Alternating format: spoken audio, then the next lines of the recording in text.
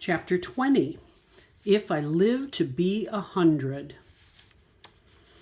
Laura came to my house the next morning, saying Miss Bloom needed us to help at the library. I grabbed her hand and headed out the front door. The pool is opening up, maybe today. Let's go see the new sign. We headed for the library by way of the community pool.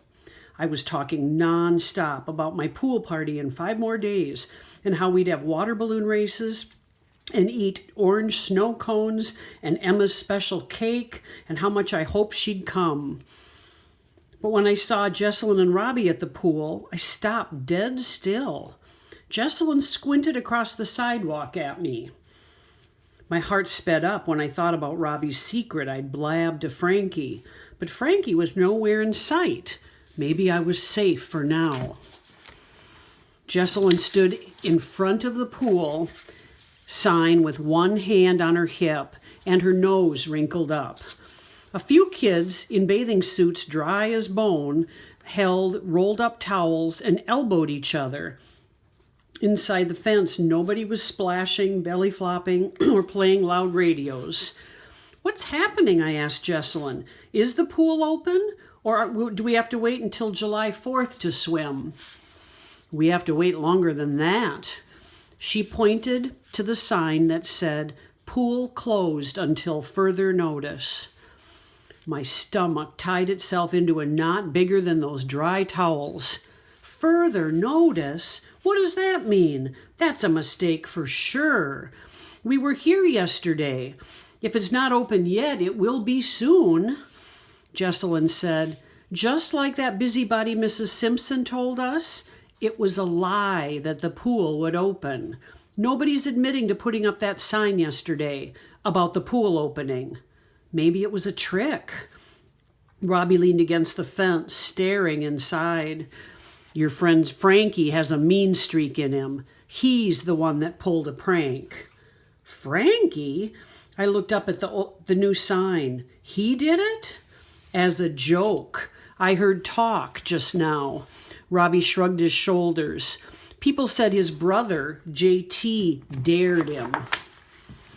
I took a deep breath, smelling the chlorine and the coconut suntan lotion, and trying to remember the hot dogs frying on the snack bar grill and the lifeguards' whistles.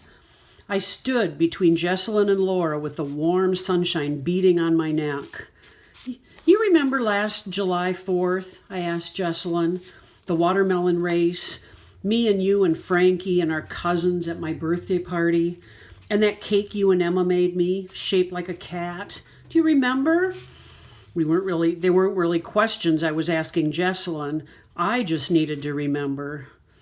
I'm sorry, Glory, Laura said. I don't think the pool committee's worried about your birthday, is all that Jessalyn said. Here I was, sure that one little part of this town had changed, that maybe people like Frankie's daddy finally got together to decide that opening the pool up for everyone, just in time for the 4th of July celebration, was the kind of thing you should do on our country's birthday. But I was wrong. My thinking was all messed up.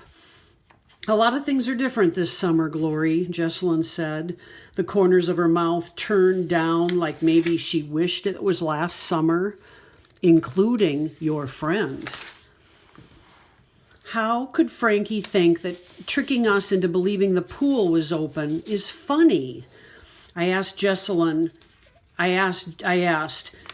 just shook her head and walked off with Robbie. When I peered through those hard metal fence links at the bluest, cleanest water, I was so mad I wanted to spit. I vowed never to speak to that hateful Frankfurter Smith if I lived to be 100.